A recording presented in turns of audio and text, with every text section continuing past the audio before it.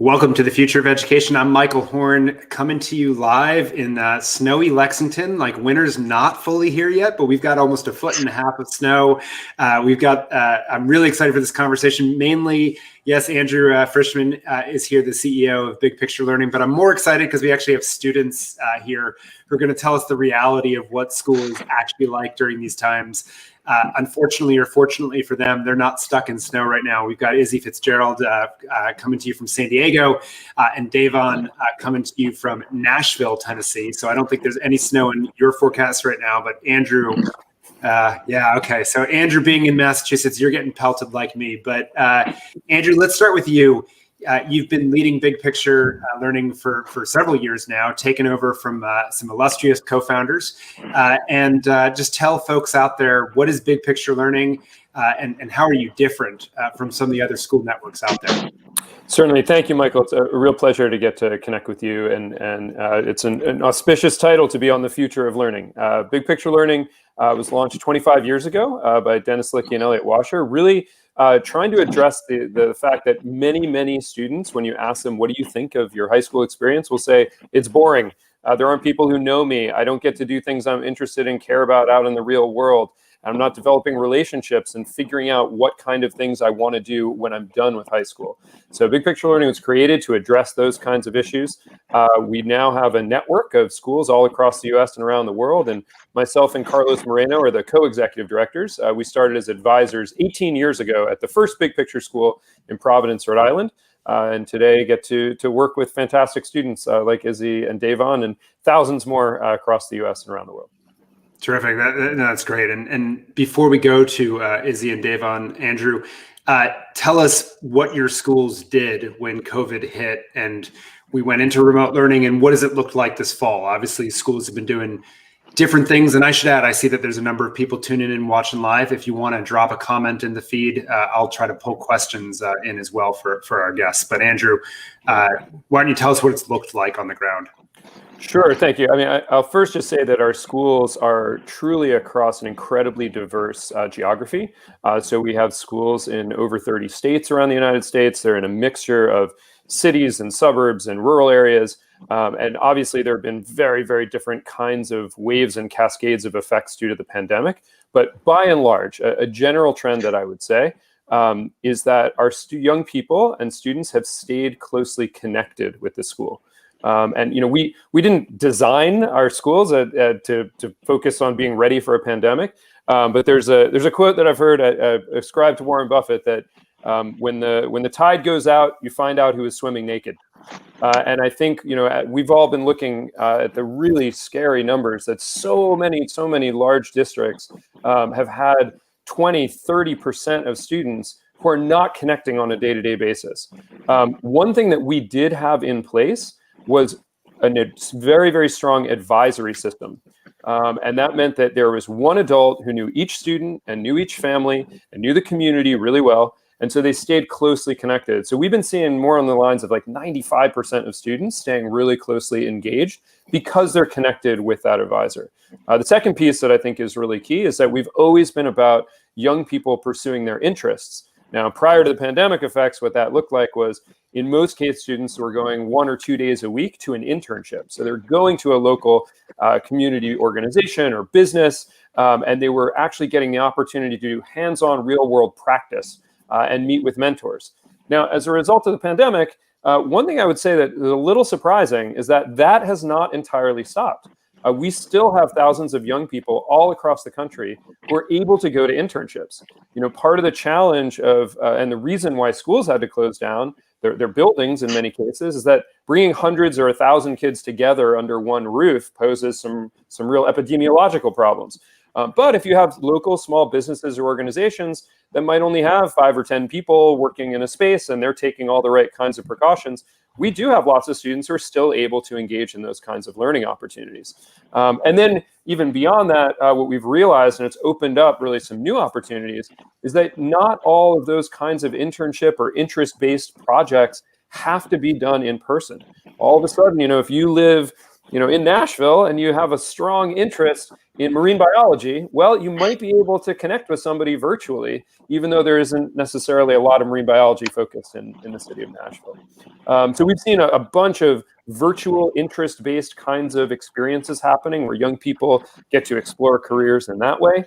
So I think, our schools have proven to be really highly adaptable and resilient. I think that's the biggest thing that we've always focused on in our schools, is that many conventional comprehensive high schools try to be very, very certain. They know where kids are and what they're doing at all times, and the answers are often in the back of the book. And it's just sort of, you got to raise your hand to ask to go to the bathroom, and yet, 2 weeks after an 18-year-old might have to do that, they're out in the real world and they're deciding where they're going to be and what they do and what's valued. And they're really big questions where there's no book with answers in the back of it. So I think what we've always tried to do is work with young people to grapple with that kind of uncertainty and be ready for it by being out in the real world. And we're continuing to see that in our schools and with our young people. Terrific. That's super helpful to start to paint the picture. We're going to go deeper now and get the truth, though, Andrew. And we're start with Izzy. And I want to know, Izzy, what does this look like on the ground for you? School let out in the spring. What did your days start to look like? Let's start there, and then we can talk about how maybe it's changed over time. Yeah. School has been very different, I must say, from your standard day. Sometimes I'm waking up at 8:30 in the morning. Sometimes I'm waking up at 12. It really depends on what Zoom calls I have in the day. Every day is different. Right now, I'm traveling each week back and forth from LA and San Diego because that's where my mom lives. My mom lives in LA, and then my dad lives here. So that's, of course, making everything different as well. And I do have a job, so I also work on the weekends. Every day, I basically get up, get on my laptop, get on a call. Sometimes I turn on my camera, sometimes I don't. And school's really different too.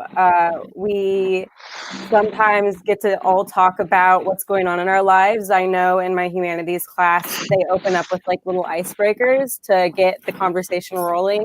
So everyone's not on mute the whole time, not really discussing anything. And sometimes we have book clubs and we get to like read things that we're interested in. Again, with advisory, we have that once a week now on Tuesdays for us. So on each Tuesday, we'll have a group advisory Zoom call. And even throughout the week, my teacher's name is Mr. Schiffer. So Schiffer will give us a call or give us a text if he sees that we're struggling. We can always reach out, give him a text if we feel like we're struggling. But really now, because of COVID, every day really just looks different. And because when we were in school, every day looked the same because we were in school from 8:30 to 3. So it was just, we got to have that formality of it all, but now we have to change it for ourselves and see what works for us when it comes to doing classwork or having to join these Zoom calls. So yeah. Yeah, so that's super interesting, Izzy, on a number of levels. That flexibility you just described. Some days you're waking up at 8:30 a.m., some days you're waking up at noon, right? That day, what is dictating, I guess, making you make those decisions? Is it like, your teachers are like, no, we got class, you better be there? Or it sounds like it's much more flexible than that. How does that work? Well, so some of my classes have a distinct call time, and it's only one call time. So sometimes I'll have to join a Zoom call at 8:30 or 9:45. And some of my other classes have 2 call times that you can join. Sometimes it's 8:30 and sometimes you can join at later in the day at 12:30. So that's really what distinguishes it all. Also, some days I don't have Zoom calls because Tuesdays and Thursdays are meant to join mentorship calls, figure out your projects if you have any. Those days are really free, except if you have an advisory call. So those days I do wake up later and just get all my work done because I wanted to sleep in. So really what just dictates it all is just the Zoom calls, honestly. And sometimes it's because my teacher wanted to catch up on something. Sometimes it's because I wanted to wake up early just to feel like productive in the day. So But yeah, it's usually the teachers or the Zoom calls, or maybe a student wants to catch up to get help and do a group project together. It's very cool because it seems like you're also, though, in that driving a bunch of those decisions directly. We're going to get into that more in a moment because I want to hear about some of these projects you're working on. But I want to go to Davon first. Davon, tell us about what that's looked like for you on the ground as this world has shifted in some crazy and unpredictable ways. Got you. So for me, when COVID and everybody got out of school back in spring, we tried to do school again in April, and it was Zoom. And teachers really weren't pushing students to come to class. So either you came to class or you didn't. Either you learned or you didn't. But this year has looked very different. Students are actually starting to come to school. We have like a 95% attendance rate, which is really good, considering that my school is only like 165 students. But for me, COVID really just changed my life because, everybody has either lost loved ones or came close to like realize what they lost. And it was really just adapting to a lot of stuff, like, reaching out to my friends, making sure they're okay, trying to get in tune with my schedule, my family schedule, and also my work schedule. It was just like a whole bunch of learning back and forth and just adapting. That's all I can do right about now. So yeah, that's how my days look. Super interesting. You just said something there that I just took a note on, which is adapting, right? And that notion of like things aren't set for you. And actually one of the biggest things you're learning right now is how to adjust or roll with the punches or check in with people, right? And then make decisions off of that.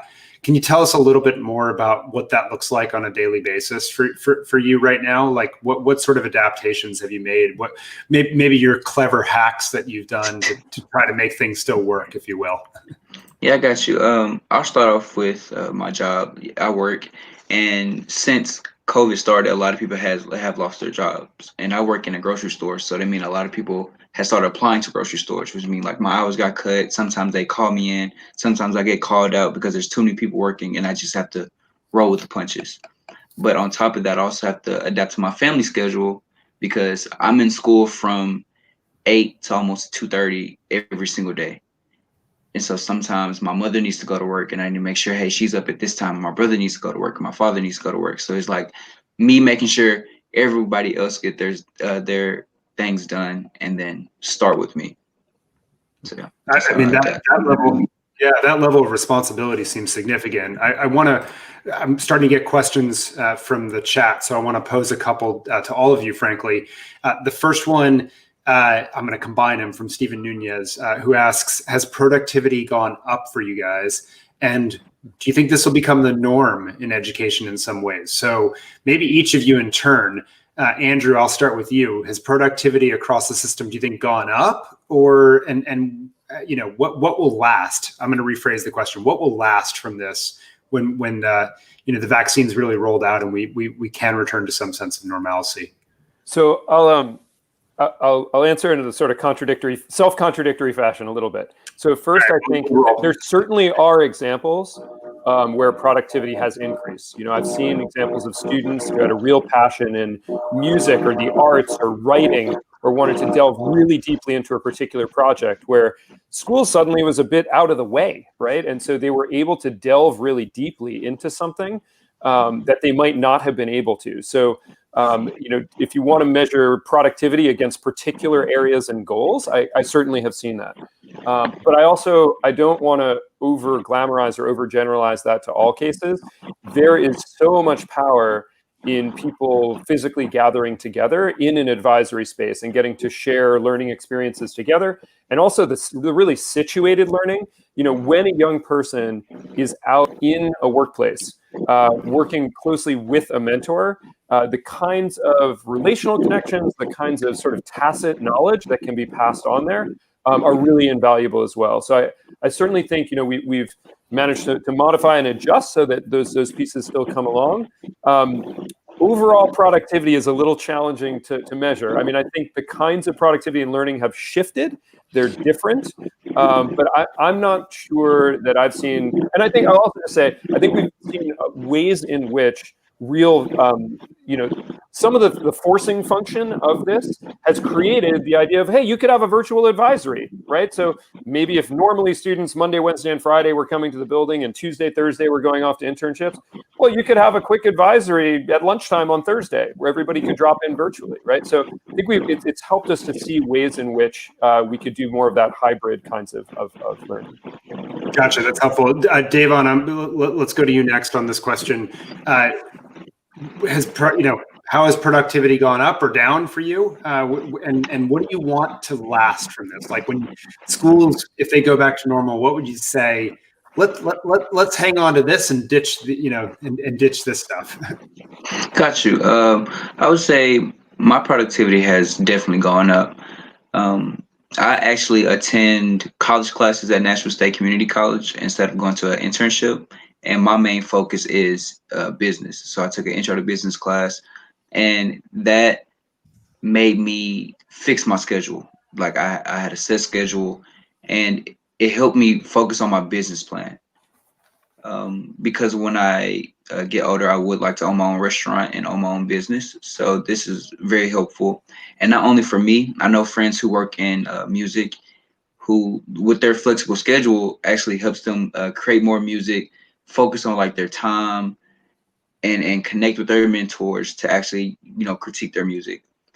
And once we go back to school, one thing I would like to keep the same is flexibility, because flexibility is the most important thing, because you get to focus on what you want at any given time, but you also need to make sure that you have other priorities that need to be taken care of. Makes a lot of sense. Izzy, let me go to you next. I'm curious on this. How has your productivity gone up or down? And what do you want to keep out of this? Davon just named a couple key ones that I'm keeping in mind. And by the way, Davon, let's just say this. My wife actually owns a food truck and opened a brick and mortar restaurant. So you and I should connect afterwards if I can be helpful. But Izzy, let's go to you next. Yeah. I wouldn't necessarily say that my productivity went up or down. I would say that my independence and creativity went up instead of that, because I get my work done at the same amount that I would be getting it done if I was at school. But I'd say the independence with having more creativity with that work and having the more time to really focus on it instead of getting it done just to get the A, has really grown with it because of more of the time that I had. I wouldn't say, I don't know what next year will look like for me. I finished most of my credits, so I'll literally only have one class next year, except for those college classes. So honestly, I don't even know how much I'll be on campus because of those things and those ideals, because I don't really need to. Like, I'll just be in a classroom sitting there for like 5 hours. So I couldn't say what that would look like. But honestly, because of COVID and because of the time that I've had, I've gotten to work with different types of people and different types of outreach. And I've gotten to work with big picture learning more. Before COVID, I hadn't really focused on working with big picture learning and seeing what that opportunity could do for me. But now, because my principal reaches out to me and my advisor reaches out to me, they really got me into it and working with them and figuring out different things I can do, because I never really thought about the educational system in a way that I could work with it. Can I add one piece? Because I think I want to unpack that word. Thank you first, Davon and Izzy, for saying more eloquently than I think I could have explained, because you're living it. I want to add one piece, though, to unpack the question, Michael, of productivity.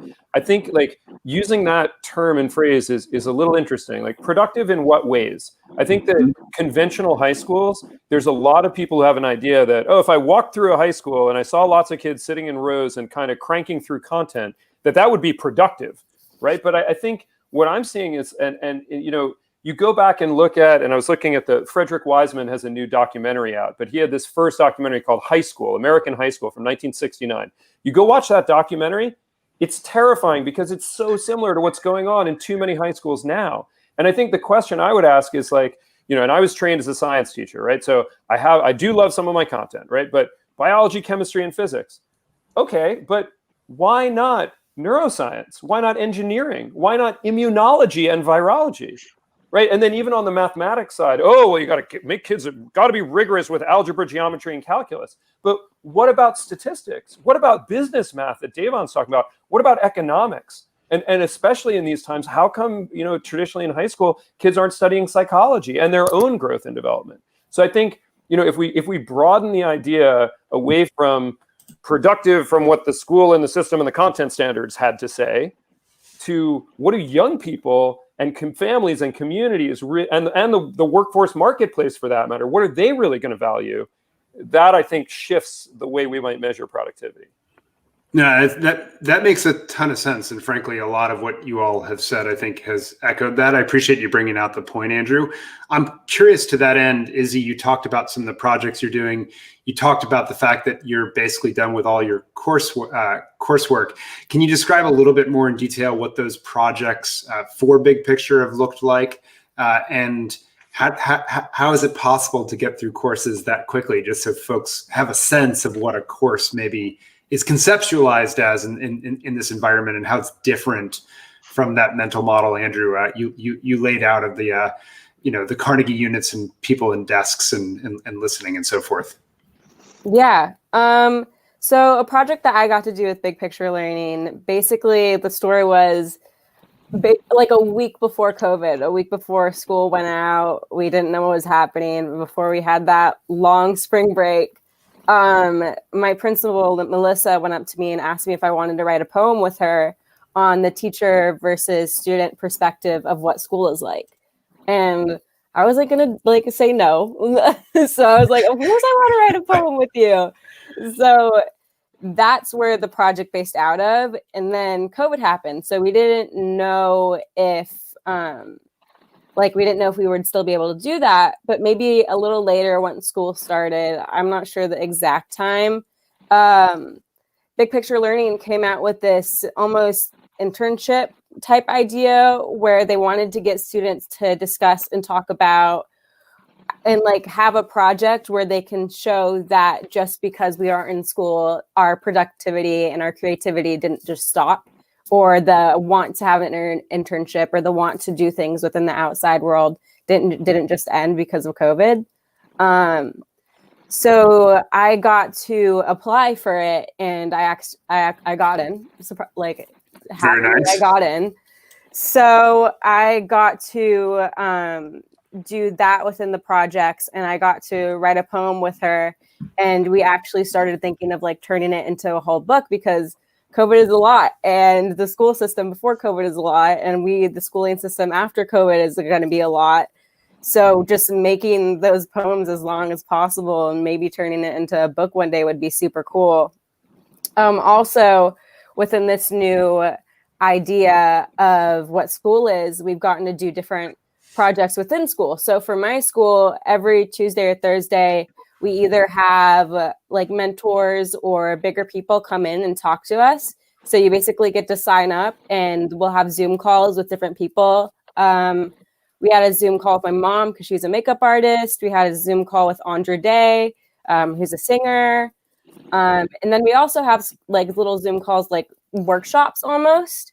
And our teachers will be usually teaching those, but they get to pick it out of their interest. So there's discussing Disney Zoom call. There's a yoga Zoom call. One that I joined was a cooking and baking workshop, because I know that I am going to college soon, and I know that I won't want to be cooking ramen every single day while I'm living in college. So luckily for me, they were affordable little cooking things that we could do, and they gave us all the ingredients that we needed. It was a 3-week or 4-week workshop too, so it wasn't just a one-time thing, which was amazing. So that was awesome as well. And and to talk about my classes a little bit, basically my school formats it that way, where by the time you have senior year, you only have 1 to 2 classes left to do to get all your credits done. So we'll just have, for me, I have humanities all this year. Instead of just having it one semester, I just have it all this semester, the whole year. Every school year I have humanities. So that's the class I'll be taking next year as well. And then We have physics, and we have Spanish, and we have integrated math. So basically, instead of doing, because I know at some schools you do just the math one semester and then you do something different another semester, we just have it the whole year so you can get it over with. And then you also get to pick what you want to do. So for Spanish, you don't have to take it if you don't want to, but it's easier for credits with college and stuff, and as well as different things. Also, my Spanish teacher is my advisor teacher. So that was just an easy thing. And then on top of that, my school is also on the college campus. So it's an easy way to just like move around within the college classes as well when I want to. And I get to integrate those levels into my classes. So maybe let's say if I don't want to take a math class within my school, I can take it within the college and get the same credits for that one semester of that math class within my whole year for that school. So it's just different things like that, like little loopholes I get to do to get that semester over with. No, that's very helpful. And Andrew just dropped a useful note to me on the private chat that the San Diego Met is located on the Mesa College campus, I guess, in San Diego. So most of you all get the opportunity to do these dual enrollments in college classes before graduation. I will add one other thing, Izzy, which is the fact that you don't want to be doing ramen every single night means your maturity level is much higher than certainly mine was at the same stage or even through college. So I think that says something about you, or frankly, the types of agency that BPL develops in its students, where you're making these ownership decisions. Davon, I'm curious, turning to you, how much, I suspect you still have friends who are in more traditional school environments. Is that accurate? Yeah. Yeah. So how different is what you've experienced from what they've experienced in terms of like, it sounds like initially there was maybe a drop off in engagement in school, but now you're pretty active and pretty engaged. How is that different from what you're seeing from your friends in other schools? With me, I would say the way we're doing it is the best way, because I have actual like friends who are in school, and sometimes they have to stop school because somebody caught COVID and everybody has gone a 2-week, I forgot the word, a 2-week Quarantine. Yeah. quarantine. Thank you. A 2-week quarantine. And for them to go back and forth from quarantine to back to school, quarantine back to school, I feel like that's just rocky and it's going to throw people off their schedule. But to stay home and be flexible and go to my classes whenever I feel like it. And with my class, they record each class and let you know, hey, you don't have to be here, but we would like you to come. Because when you're in class, you get to engage, you actually get to ask questions. The teachers are like very responsive, even in and outside the class. So let's just say if I email or text my teacher, they'll email or text me within like 5 minutes. Like they're very responsive. Wow.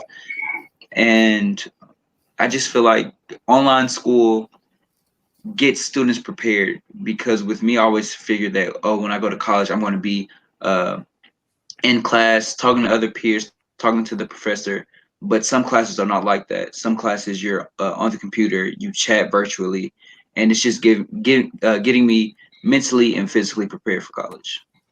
Can I double click on something you just said there, which was interesting, that it sounds like you get a choice each morning whether you show up for the class or not.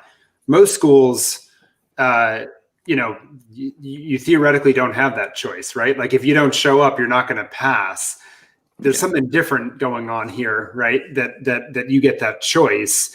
And so I guess 2 questions. One, how does that work that you have a choice? And why is it that you're often choosing to go? I mean, you're making a choice to show up. That's a big choice. Got you. The reason we have the choice is because my school understands that life is life, and life throws curveballs, and sometimes you have to roll with the punches, like you said earlier. Some people might have, technology issues, technical issues. Some people might not even have power to go into class. So my school understands that, hey, sometimes you can't be here, and we understand. But the reason I choose to go to class every day is because I feel like when I'm in class, I actually get to learn better. Like I actually understand what we're learning, and my teachers answer my questions. and they answer like in detail to where I'm like, hey, okay, I can't believe I didn't see that from the beginning. So to have that and go to class every single day is like, I wouldn't say a privilege, but it's like a thing I will continue to do. Very cool. And your school's proud of you. They just posted in the chat and YouTube that they're proud of you. So Andrew, I want to turn to you. And as we start to wrap up and sort of concluding thoughts and so forth, something that I've been frustrated with as I've watched districts respond in this is the lack of imagination around two things that seem very present in your system.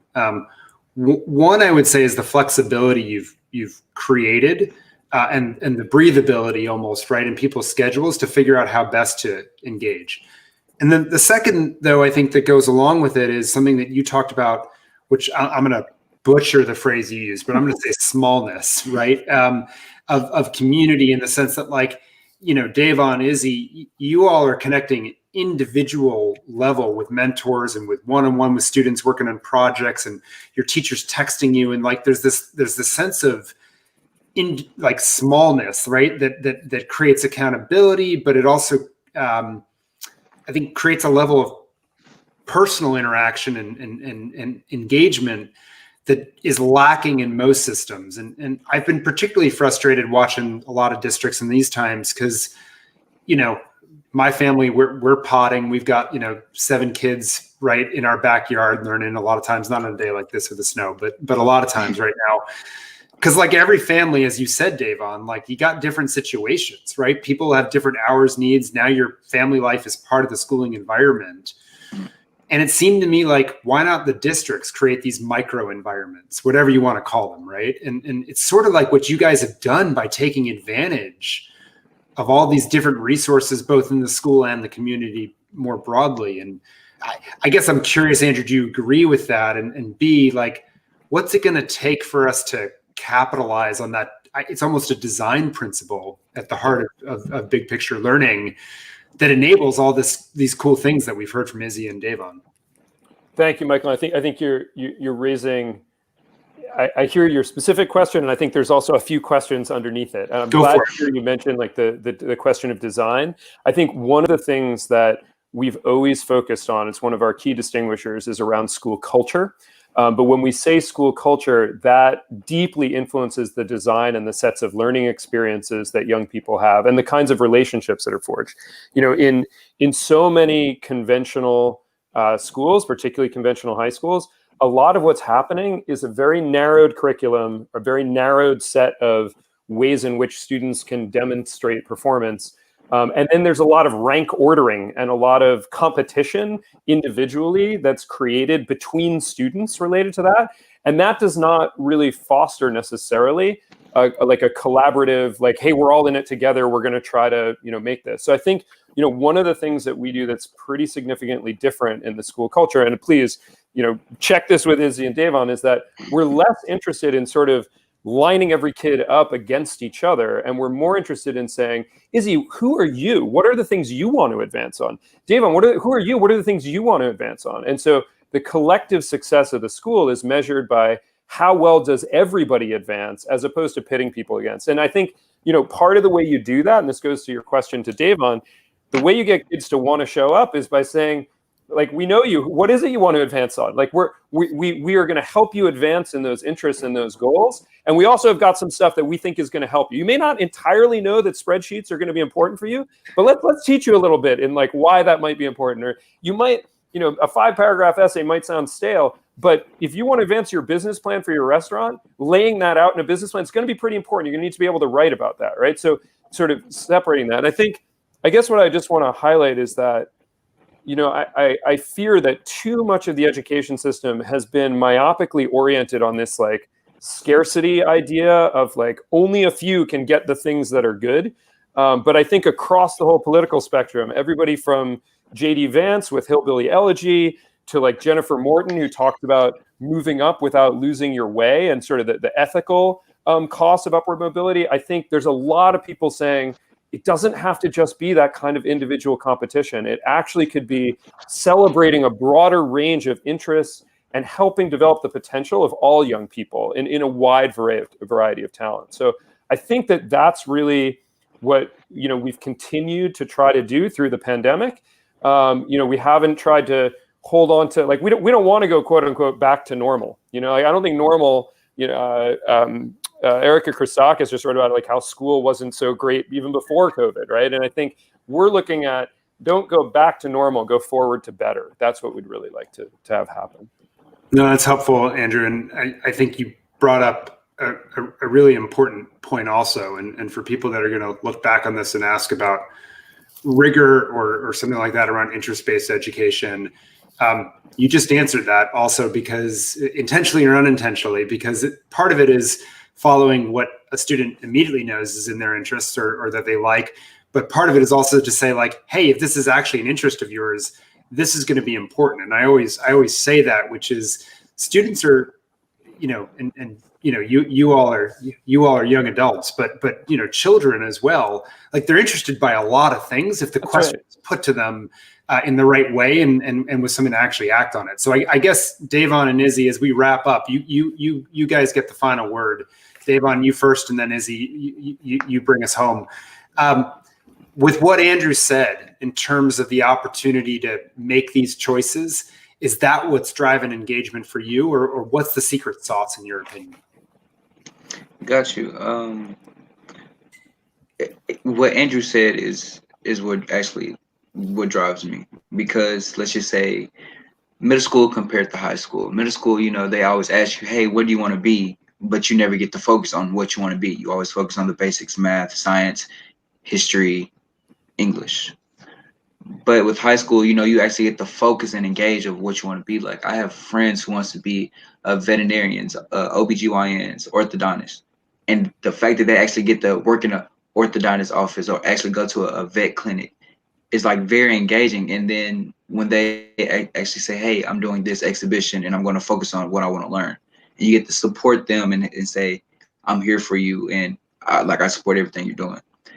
And when you get that same love back, it actually just drives you like, hey, I can actually do this. I know I'm gonna have people behind me who's going to support me.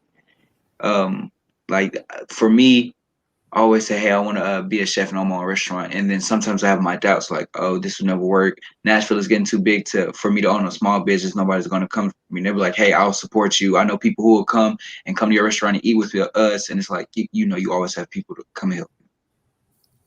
That's very cool. Before we go to Izzy, Davon, what kind of restaurant? Actually, I always get this question, and the restaurant I want to have is like, I want to have a restaurant that's welcome to everybody. So I don't only want American food. I want to have like Chinese food. I want to have Indian food. I want to have African food. So like everybody can come and like feel like they have a piece of home. Very cool. Very cool. So we'll call it home cooking around the world. I love it. Izzy, bring us home. Your reaction to what Andrew said about the secret sauce, and is there something different that sort of engages you? Yeah, I would say curiosity is really what drives me. Unlike Davon, I don't know really what I want to do with my future in my life. I feel like that's a lot of different students. I want to do a little bit of everything. I want to write poetry. I want to go into politics. I don't know, maybe I'll be a lawyer one day. Like, there's so many different opportunities that the school provides for me to investigate every single one.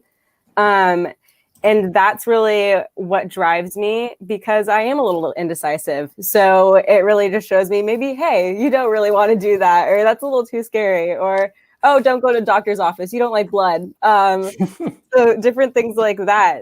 I think that's a lot of students too. We just don't know yet. So that we get to like experience every single thing is really amazing.